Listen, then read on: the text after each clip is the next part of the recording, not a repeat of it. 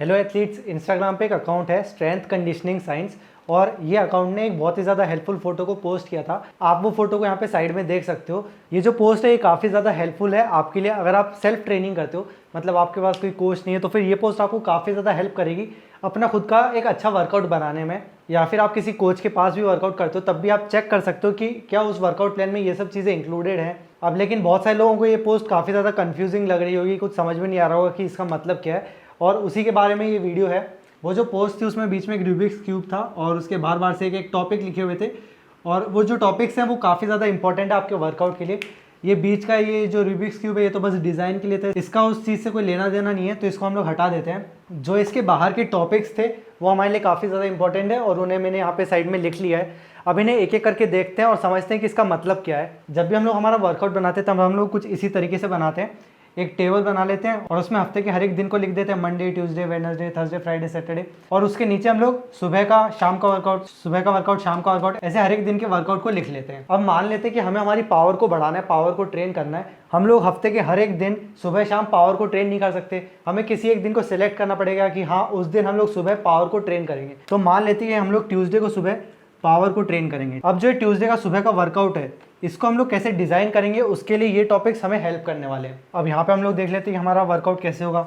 सबसे पहले हमने लिख दिया ट्यूसडे। सबसे मेन चीज़ होती है ट्रेनिंग के फोकस को ढूंढना, कि मतलब हम लोग ये वर्कआउट क्यों कर रहे हैं, किस चीज़ के लिए कर रहे हैं। जैसे कि स्ट्रेंथ हो सकता है, पावर हो सकता है, स्पीड हो सकता है, कोऑर्डिनेशन, एजिलिटी, किसी भी चीज़ के लिए हम लोग एक वर्कआउट को करते हैं। अब ये ट्यूसडे को हम लोग वर्कआउट क्यों कर रहे हैं, पावर के लिए। तो हमने सबसे पहला स्टेप कंप्लीट कर लिया। सबसे पहले हमें यही देखना है कि हमें वर्कआउट किस चीज़ का करना है। अब पावर का हम वर्कआउट करेंगे, उसके बाद जो दूसरा इंपॉर्टेंट टॉपिक रहता है वो रहता है एक्सरसाइज सिलेक्शन, कि हम लोग पावर तो करेंगे लेकिन पावर के लिए तो बहुत सारी एक्सरसाइज होती है। अब उनमें से हमें कौन सी एक्सरसाइज को करना है। अब जैसे मेरे लिए पावर के लिए जो सबसे इंपॉर्टेंट एक्सरसाइज होती है वो होती है क्लीन और उसके बाद में स्नैच। ये दो काफ़ी ज़्यादा इंपॉर्टेंट है। इसके बाद और भी एक्सरसाइज हम लोग कर सकते हैं, जैसे कि स्प्लिट स्नैच हो गया, हिप थ्रस्ट कर सकते हैं हम लोग, क्वार्टर स्क्वाट्स कर सकते हैं, स्क्वाट जंप कर सकते हैं, पुश प्रेस कर सकते हैं। तो इस तरीके से बहुत सारी एक्सरसाइजेस है जो हम लोग हमारी पावर के लिए कर सकते हैं, लेकिन हमें सब एक्सरसाइजेस नहीं करना है, हमें इनमें से चूज़ करना है। यहाँ पे क्या लिखा है, एक्सरसाइज सिलेक्शन। सिलेक्शन का मतलब क्या होता है, हमें सिलेक्ट करना है कि इनमें से हम लोग कौन सी एक्सरसाइजेस को करेंगे। हमें सारी एक्सरसाइजेस नहीं करनी है, कोई भी 4-5 एक्सरसाइज आप अपने लिए सिलेक्ट कर सकते हो। अब मैंने इनमें से 3 एक्सरसाइज को सिलेक्ट कर लिया, क्लीन, स्नैच, स्प्लिट स्नैच। तो यहाँ पे दूसरा पार्ट कंप्लीट हो चुका है जो है एक्सरसाइज सिलेक्शन का। हमने सिलेक्ट कर लिया कि कौन सी एक्सरसाइज हम करेंगे। अब इसके बाद जो अगला स्टेप है वो है एक्सरसाइज ऑर्डर। इनमें से हम लोग कौन सी एक्सरसाइज को पहले करेंगे, कौन सी एक्सरसाइज को बाद में करेंगे, इसका ऑर्डर सेट करना तीसरा इंपॉर्टेंट स्टेप है। अब ये ऑलरेडी एक सही ऑर्डर में है मेरे हिसाब से। सबसे पहले हमें क्लीन करना चाहिए, फिर स्नैच, फिर स्प्लिट स्नैच, क्योंकि क्लीन और स्नैच स्प्लिट स्नैच से ज़्यादा इंपॉर्टेंट है। तो जो एक्सरसाइजेज ज़्यादा इंपॉर्टेंट है उन्हें हम वर्कआउट के स्टार्टिंग में कंप्लीट कर लेते हैं। अब जो ये ऑर्डर है ये स्प्रिंटर और जंपर्स के हिसाब से ठीक है, लेकिन वहीं पे अगर कोई थ्रोअर है तो थ्रोअर स्नैच को भी स्टार्टिंग में कर सकते हैं, क्योंकि थ्रोअर्स के लिए स्नैच भी ज़्यादा इंपॉर्टेंट रहती है। तो जो एक्सरसाइज का ऑर्डर है ये भी आपके गोल के ऊपर डिपेंड करेगा कि आपको किस चीज़ में ज़्यादा फोकस करना है। मान लेते हैं कि आप 3-4 महीनों से वर्कआउट कर रहे हो और आप क्लीन काफ़ी अच्छे से कर पाते हो, लेकिन जो स्नैच है, स्नैच को करने में आपको दिक्कत आ रही है, तो उस केस में आप स्नैच को भी पहले कर सकते हो। क्योंकि जो एक्सरसाइज हमारी खराब है, जिस एक्सरसाइज को हम अच्छे से नहीं कर पा रहे हैं, उसे भी हम लोग वर्कआउट के स्टार्टिंग में कर सकते हैं, क्योंकि वर्कआउट के स्टार्टिंग में हमारा जो ब्रेन रहता है वो ज़्यादा फ्रेश रहता है, हम ज़्यादा अच्छे से कॉन्सेंट्रेट कर पाते हैं। तो सबसे पहले हमें डिसाइड करना है कि हम कौन सा वर्कआउट करेंगे, कौन सी एक्सरसाइजेस को करेंगे और उन्हें किस ऑर्डर में करेंगे।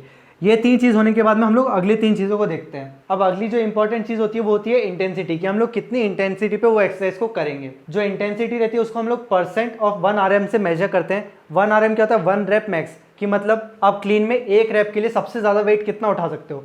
मान लेते हैं कि आपने क्लीन में 1 रेप के लिए मैक्सिमम 100 kg लिफ्ट किया है। अब आप उसका कितना % लिफ्ट करोगे इस वर्कआउट में। जैसे कि आप 80% कर सकते हो, 80% से आपने 5 रेप करे। इंटेंसिटी ये होती है कि आप कितने % वेट से वो एक्सरसाइज को करोगे। लेकिन इंटेंसिटी को कैलकुलेट करने के लिए पहले आपको ये पता होना चाहिए कि आप मैक्सिमम कितना वेट लिफ्ट कर पाते हो 1 रेप के लिए। तो आपको महीने में एक बार तो ये टेस्ट करना है कि आप मैक्सिमम कितना वेट लिफ्ट कर पाते हो 1 रेप के लिए। अब जो इंटेंसिटी रहती है हमेशा सेम नहीं रहती है, कभी बढ़ती है कभी कम होती है। जैसे जैसे आपका कॉम्पिटिशन पास आता है आप इंटेंसिटी को बढ़ाते जाते हो, और अगर आपका कॉम्पिटिशन दूर है तो आप इंटेंसिटी को कम रखोगे। अब जो ये वर्कआउट है अगर ये ऑफ सीजन में करेंगे तो इंटेंसिटी क्या हो जाएगी, कम हो जाएगी। हम लोग 60% से करेंगे, वहीं पे अगर ये कंपटीशन के पास में है तो फिर 90% से करेंगे। तो जो इंटेंसिटी है ये आप अपने सीजन के हिसाब से चेंज कर सकते हो। अगली चीज़ होती है वॉल्यूम। ये होता है सेट्स इंटू रेप्स, मतलब आप कितने सेट कर रहे हो, कितने रैप कर रहे हो। जैसे इसमें 90% से हमने कितने रैप करे, 5 रैप, और इसके हमने 3 सेट करे, तो वॉल्यूम क्या हो जाएगी 3 × 5 15।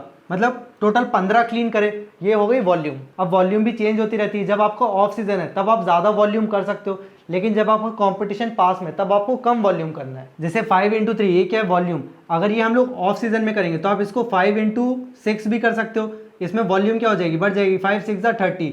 लेकिन वहीं पे अगर आपका कंपटीशन है तो आप इसको ऐसे कर सकते हो 3x2, 3 2 6। अब कंपटीशन के टाइम पे क्या हो गया, वॉल्यूम कम हो गई, तो ऐसे वॉल्यूम भी चेंज होते रहेगी। अगली चीज़ होती है फ्रीक्वेंसी, इसका मतलब होता है सेशंस, आप कितने सेशंस कर रहे हो पर डे या फिर पर वीक। जैसे ये क्या है पावर, यहाँ पे फ्रीक्वेंसी 1 है, हम लोग हफ्ते में सिर्फ एक बार कर रहे हैं, लेकिन वहीं पे अगर हम लोग ट्यूसडे के साथ में फ्राइडे को भी पावर को ट्रेन करेंगे तो ये क्या हो गया, फ्रीक्वेंसी बढ़ गई। अब किसी भी एक वर्कआउट की जो फ्रीक्वेंसी रहती है वो आपको 2 या 3 रखना है, मैक्सिमम 3 से ज़्यादा नहीं करना है। जैसे कि अगर कोई स्पीड वर्कआउट है तो वो भी आप हफ्ते में 3 दिन कर सकते हो, 3 दिन से ज़्यादा नहीं करना है। तो ये होता है फ्रीक्वेंसी। इसके बाद आपको डिसाइड करना है रेस्ट। जो रेस्ट रहता है ये 3 टाइप का है, इंटर, इंट्रा, पोस्ट। इंटर का मतलब होता है सेट्स के बीच में, जैसे यहाँ पे हमने देखा कि 3 रैप के हम लोग 2 सेट करेंगे, ठीक है, तो 3 रैप का 1 सेट कर लिया। अब दूसरे सेट से पहले हमें कितना रेस्ट लेना है। अब जो ये रेस्ट रहता है थोड़ा कॉम्प्लिकेटेड है, तो इसके बारे में हम लोग किसी और वीडियो में डिटेल में बात करेंगे, लेकिन आपको पहले से डिसाइड करना पड़ेगा कि आप कितना रेस्ट लोगे। अगर आप स्प्रिंटर या जंपर हो तो फिर आपको सफिशिएंट रेस्ट रखना पड़ेगा। ऐसे नहीं कि आपने एक सेट करा फिर तुरंत जाके आपने दूसरा सेट कर लिया, आपको सेट्स के बीच में अच्छा खासा रेस्ट रखना पड़ेगा ताकि आपकी बॉडी अच्छे से रिकवर हो जाए और आप अगला सेट ज़्यादा अच्छे से कर पाओ। अब इसके बाद इंट्रा होता है। इंट्रा का मतलब एक्सरसाइजेस के बीच में, जैसे क्लीन तो आपने कर लिया, क्लीन करने के बाद स्नैच करने से पहले आपको कितना रेस्ट लेना है, ये होता है इंट्रा। और अगला होता है पोस्ट। पोस्ट मतलब वर्कआउट खत्म होने के बाद आपको कितना रेस्ट लेना है। जैसे आपने यहाँ पे ट्यूसडे को सुबह वर्कआउट कर लिया, ये वर्कआउट करने के बाद आपको कितना रेस्ट चाहिए अगला सेशन करने से पहले। अब अगली चीज़ होती है टेम्पो। टेम्पो का मतलब होता है कि आप कितने टाइम में या कितनी स्पीड से उस एक्सरसाइज के कॉम्पोनेंट्स को ट्रेन कर रहे हो। इसमें 3 चीज़ होती है, इसेंट्रिक, आइसोमेट्रिक और कॉन्सेंट्रिक।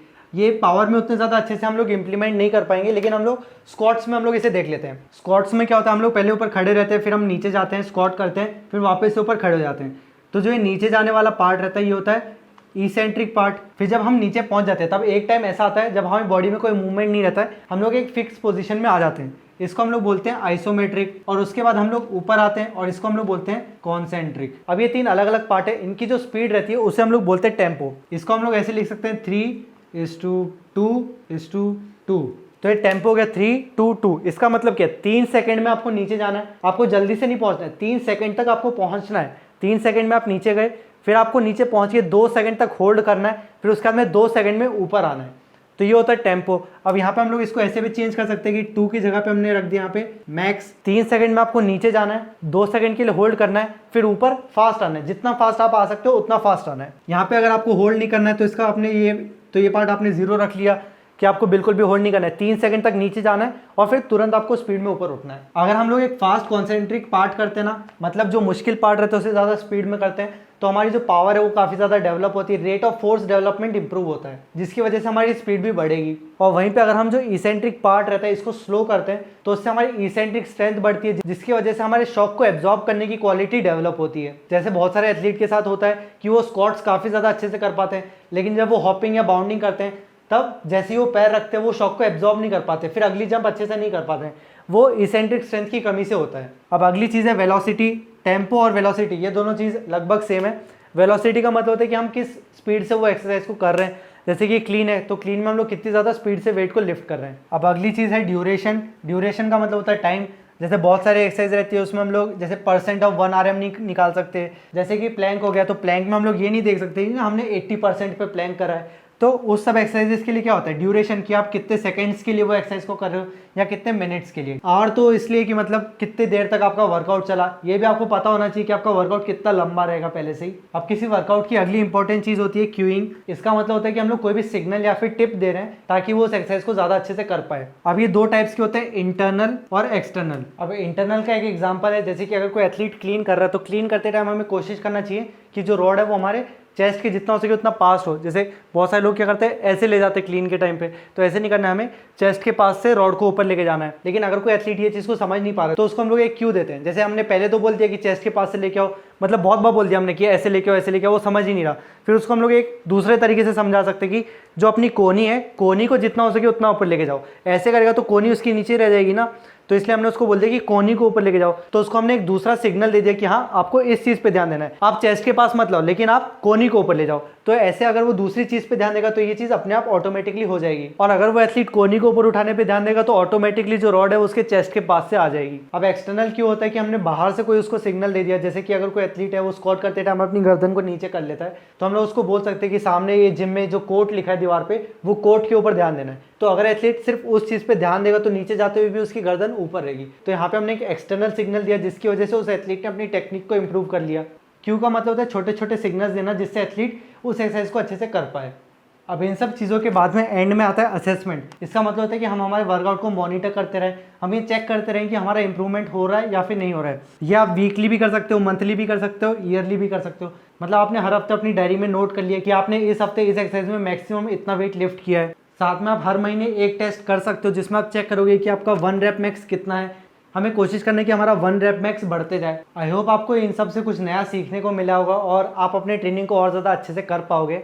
वैसे जो वर्कआउट रहता है उसे बनाने में काफ़ी ज़्यादा मेहनत लगती है और बहुत सारी चीज़ों को देखना पड़ता है। और वर्कआउट वो सबसे इंपॉर्टेंट चीज़ है जो किसी एथलीट को अपने परफॉर्मेंस बढ़ाने में हेल्प करती है। अगर आपको अपना वर्कआउट प्लान बनाने में कोई भी दिक्कत होती है, आपको समझ में नहीं आता कि क्या चीज़ करे, कब करे, कितना करे, तो फिर आपको किसी कोच की हेल्प लेनी चाहिए। और अगर आपको मेरे समझाने का तरीका पसंद आता है और आप मुझसे पर्सनल ट्रेनिंग लेना चाहते हो तो आप मेरी अकेडमी को भी ज्वाइन कर सकते हो जो कि भोपाल में है। और एक्स्ट्रा डिटेल के लिए आप ये नीचे वाले नंबर पर मुझे कॉल कर सकते हो। अब हम अगले वीडियो में मिलेंगे, तब तक के लिए बाय बाय।